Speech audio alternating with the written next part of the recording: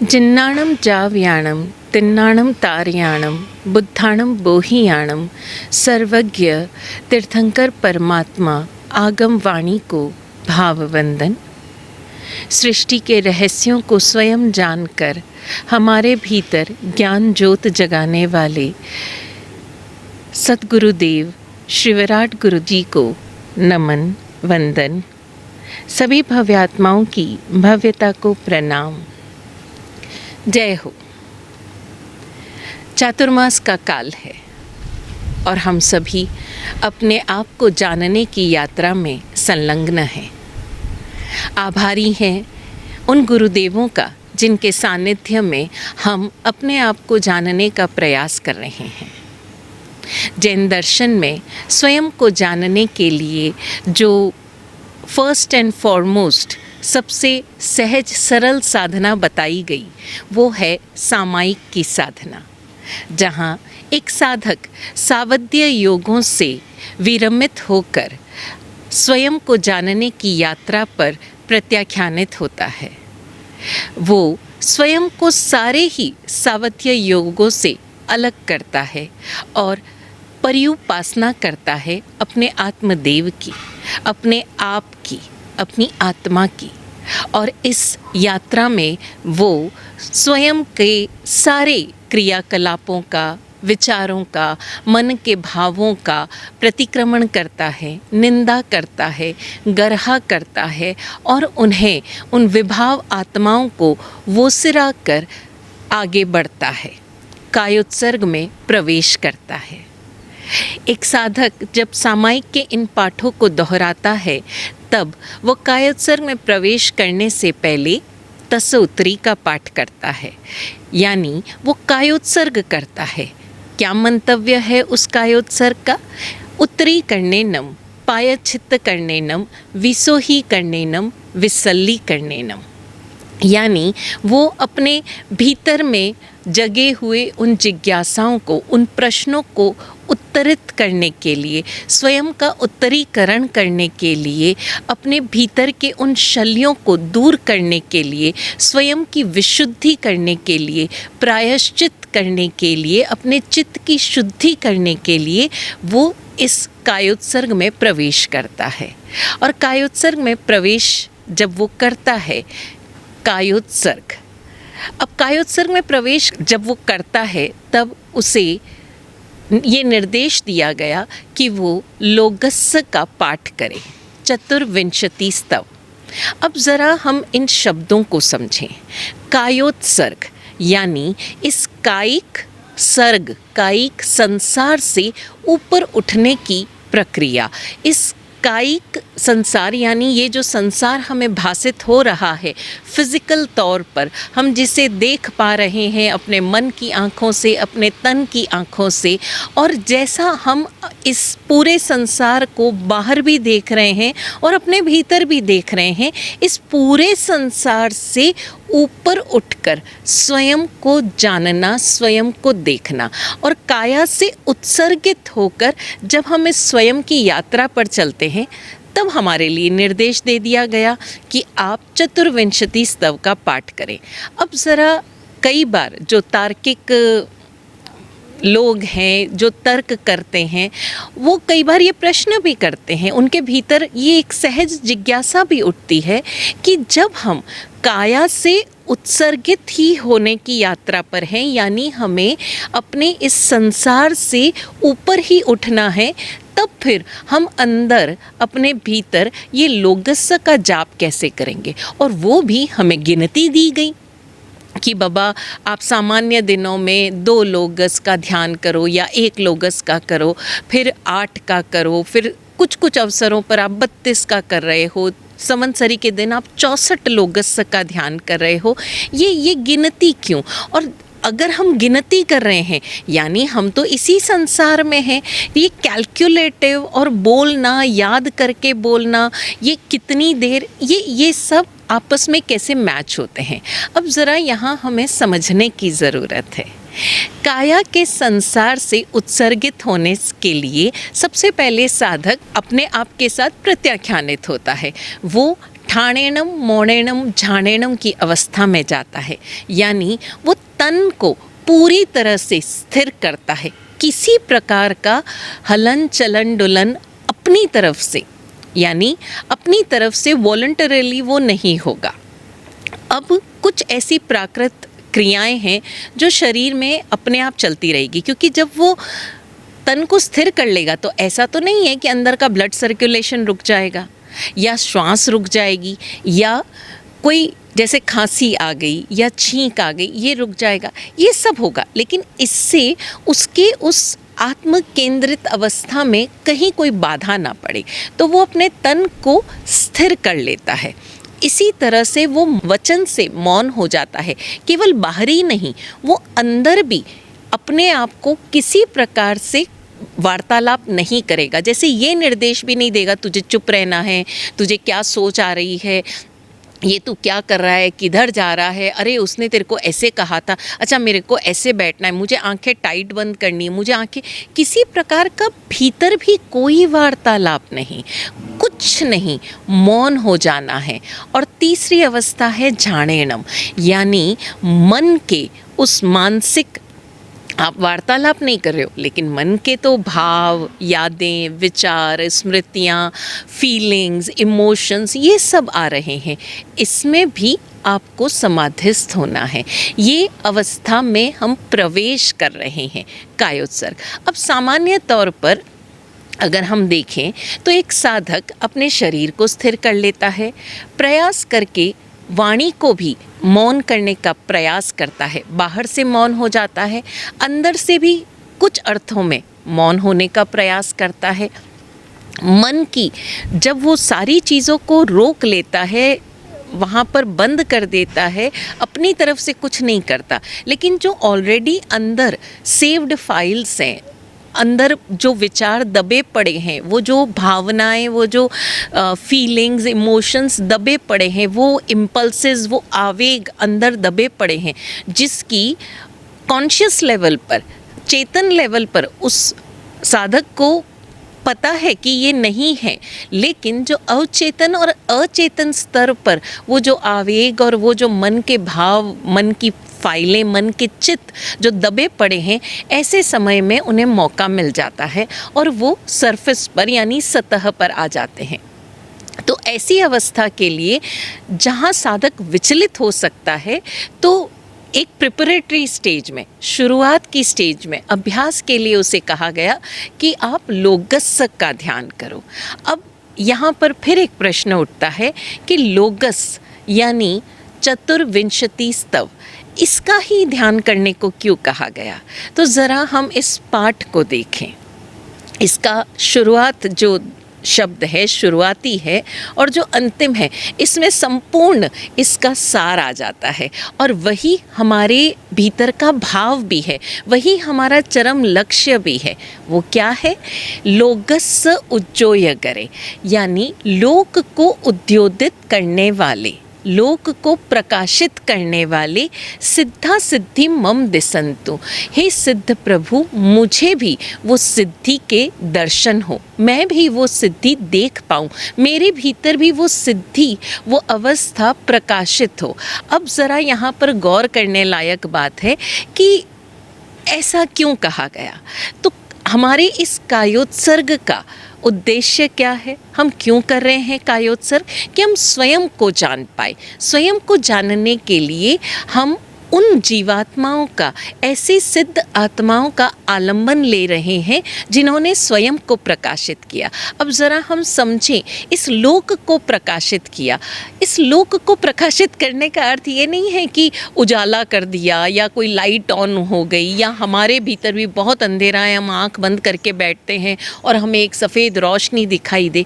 हम ज़रा इसके भीतर छिपे गहरे अर्थों को, भावों को हम समझें। लोक को उद्योदित करने वाले, हम अंधेरे में कब रहते हैं हम? जैसे कहते हैं ना, उसने मुझे अंधेरे में रखा। अंधेरे में रखा यानी ऐसा नहीं कि आप जहाँ बैठे थे वहाँ की उसने लाइट्स ऑफ कर दी।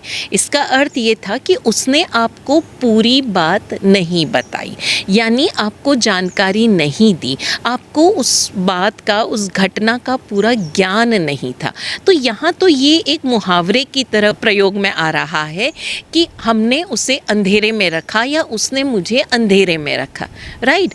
तो जब हम बात कर रहे लोक को उद्योतित करने वाली, तो ये जो हमारे भीतर का लोक है, ये पूरा लोक जो बाहर भासित होता है वो कि वो हमारे भीतर भी है।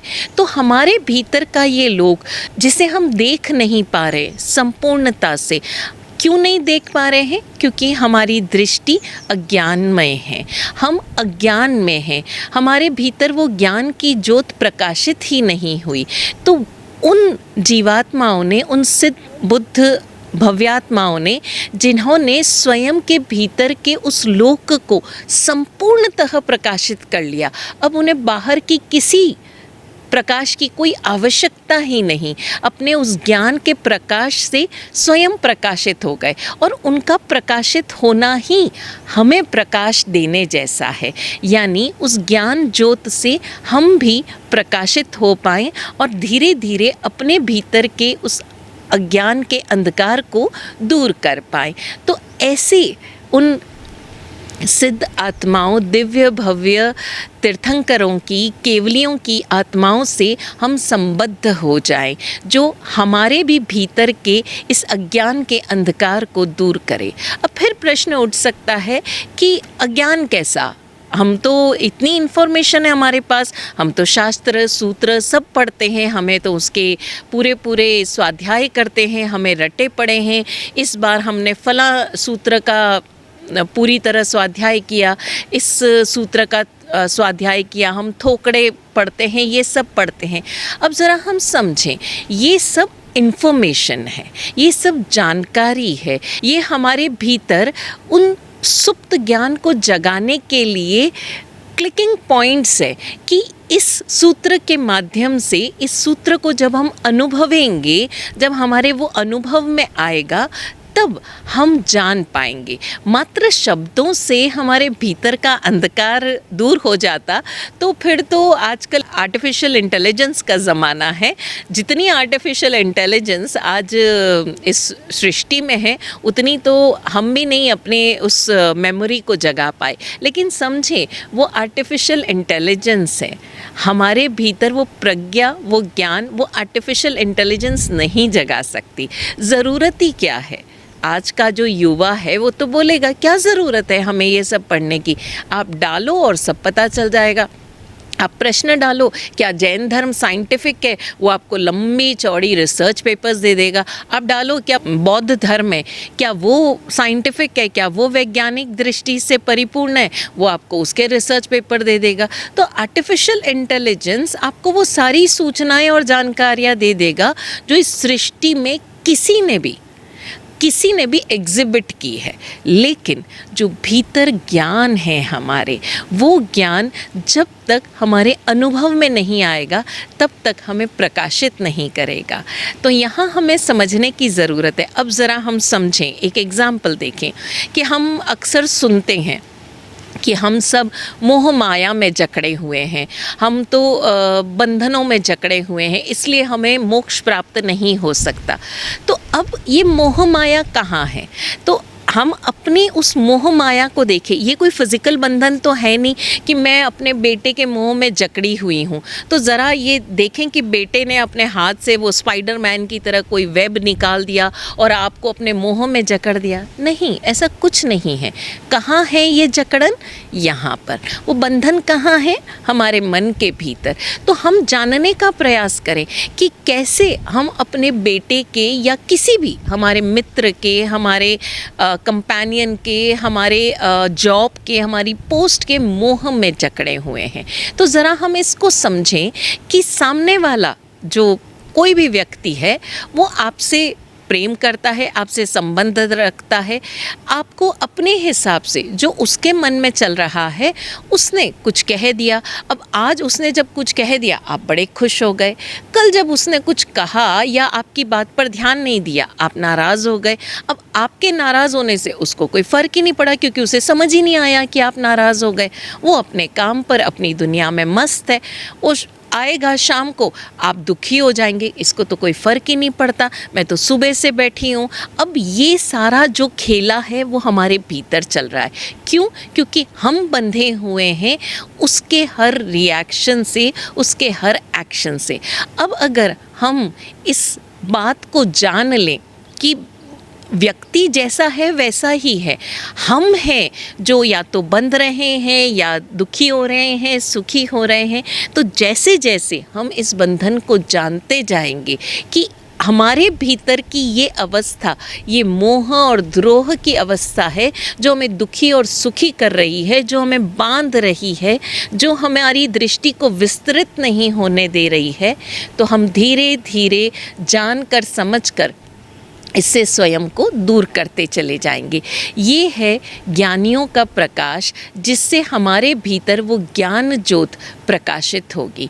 तो जैसे जैसे हम जानते जाएंगे वैसे वैसे हम मुक्त होते चले जाएंगे। सिद्धा सिद्धि मम दिसंतु, जैसे ये जीवात्माएं सिद्ध बुद्ध मुक्त हो गई, इस संसार के जन्म मरण के इस चक्रव्यूह से आज़ाद हो गई, मुक्त हो गई। अब पुनः पुनः वो कर्मों का खेला इन्हें नाच नहीं नचा रहा है।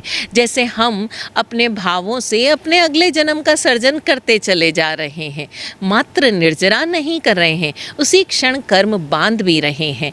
तो हमें ये दृष्टि मिल जाए, ये ज्ञान का प्रकाश मिल जाए कि हम भी अपनी उस अवस्था को देख पाएं, जान पाएं, हमारे भीतर वो ज्ञान की ज्योत प्रकाशित हो पाए। ये भावों के साथ जब हम लोगस के पाठ से उन 24 तीर्थंकरों की स्तुति करते हैं, तब धीरे धीरे, चूँकि हमारे केंद्र में, हमारे फोकस में वो अवस्था है, वो हमारा अंतिम लक्ष्य है, जहाँ तक हमें पहुँचना है या जिस अवस्था को हमें प्राप्त करना है। अगेन यहाँ पर ये शब्दों का हमारा लिमिटेशन है, शब्दों के अर्थों का संकोच है कि हम कह रहे हैं कि इसे प्राप्त करना है, पहुँचना है। ये कोई जगह नहीं है जहाँ हमें पहुँचना है, ये कोई वस्तु नहीं है जिसे हमें प्राप्त करना है, ये एक ऐसी अवस्था है जिसको हमें उपलब्ध होना है। तो इन शब्दों के संकोच से परे हटकर हम उस अवस्था को प्राप्त करने का, उस अवस्था को जानने का प्रयास करें।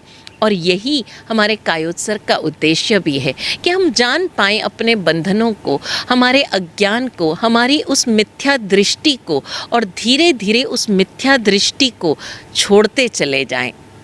हमें वो दृष्टि प्राप्त हो जो हमारी इस चर्म चक्षुओं के आगे लगे हुए उन मिथ्या पर्दों को धीरे धीरे दूर करती चली जाए।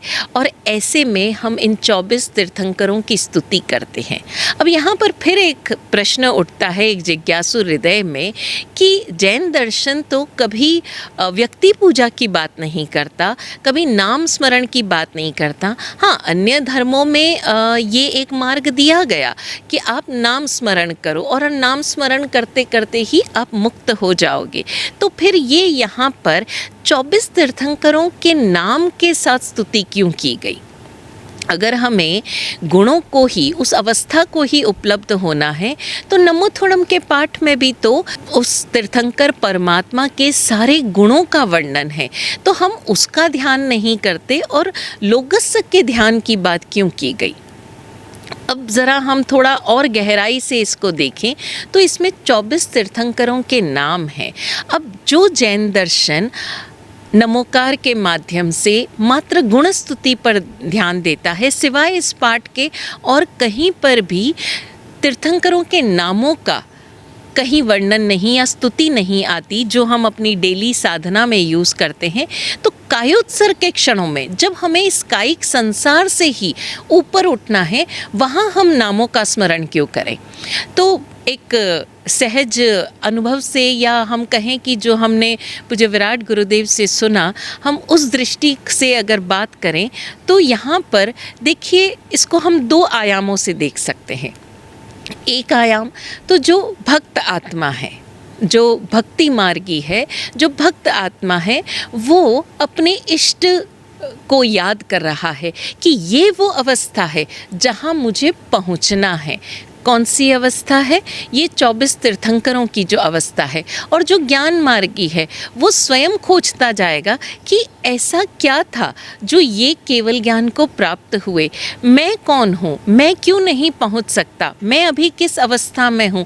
ऐसे बहुत सारे प्रश्न उस ज्ञान साधक के भीतर उठते हैं और वो उन प्रश्नों को उत्तरित करने की यात्रा में आगे बढ़ता चला जाता है।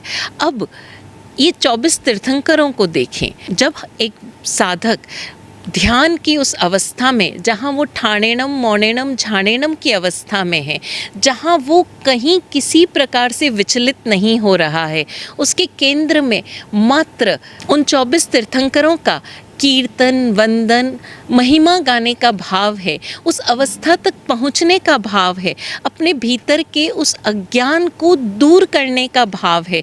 एक अध्यवसाय उठता है उसके भीतर कि मैं भी इस अवस्था तक पहुँच पाऊँ। ऐसे में वो उन 24 तीर्थंकरों के नामों का स्मरण करता है, उनकी स्तुति करता है। ये 24 नाम क्या वाकई मात्र नाम है? पूज्य विराट गुरुदेव कहते हैं कि इन नामों में ही उन तीर्थंकरों की साधना प्रणालियाँ छुपी हुई है, जो वो अपने युग में वहाँ मौजूद जो भी समय था, जो विकृतियाँ, जो विसंगतियाँ थी, उसको पार पाने के लिए उन्होंने जिस धर्म का प्रवर्तन किया, वो एक तीर्थ की स्थापना की और तीर्थंकर हुए। उस युग के लोगों को वो साधना देकर जन्म मरण के उस चक्रव्यूह से मुक्त होने का वो कोड दिया, वो रहस्य दिया, वो साधना दी। ये जो नाम है, ये वाकई में उस साधना प्रणाली का या उस साधना दृष्टि का एक कोड है। और ये डीकोड कौन कर पाएगा? जो उस ध्यान के क्षणों में गहरे उतर पाएगा। हम देखें कि मूर्ति पूजक परंपरा में मूर्ति के नीचे लांछन लगाने का, लांछन जो होता है वो उत्कीर्ण होता है, वो वहाँ पर बना हुआ होता है। तो ये लांछन क्या है? उस साधना प्रणाली के गुप्त संकेत हैं। इन नामों में भी कहीं न कहीं उस साधना प्रणाली के गुप्त संकेत है।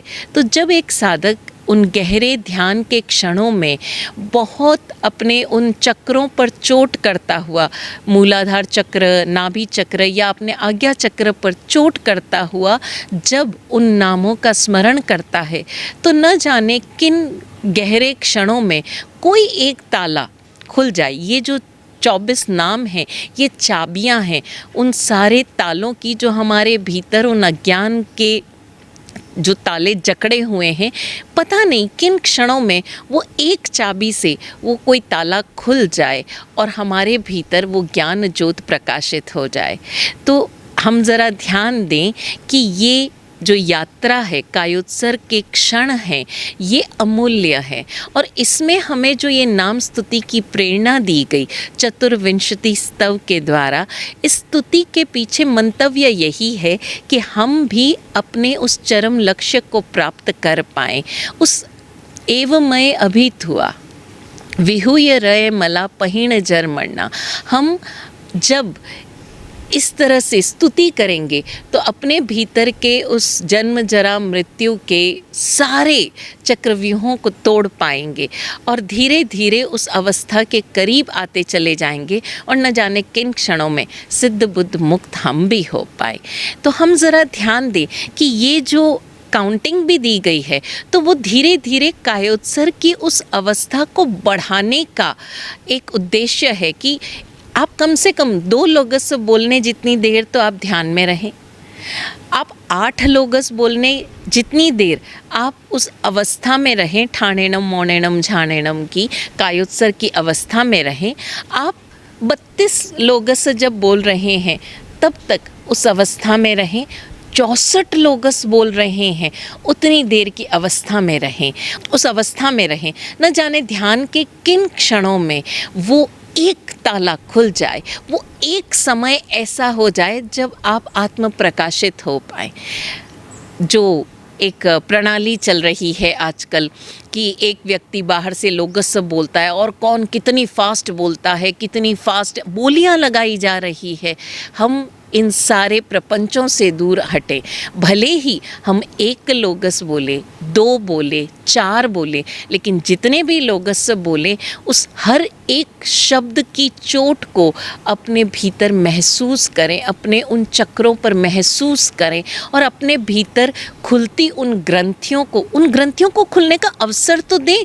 तब हम उन ग्रंथियों के खुलने के बाद जो एक शांत अवस्था है उसको महसूस कर पाएंगे। लेकिन हम तो दौड़ रहे हैं, हम तो एक रेस लगा रहे हैं, कौन कितना फास्ट लोगों से बोल पाता है। और इतना फास्ट बोलते हैं कि हमारे बोलने और हमारे कानों तक में आपस में कहीं कोई बैलेंस ही नहीं रह पाता। यानी हम जितना फास्ट बोलते हैं उतना फास्ट तो हमारे कान रजिस्टर ही नहीं कर पाते, उतना फास्ट तो हम महसूस ही नहीं कर पाते।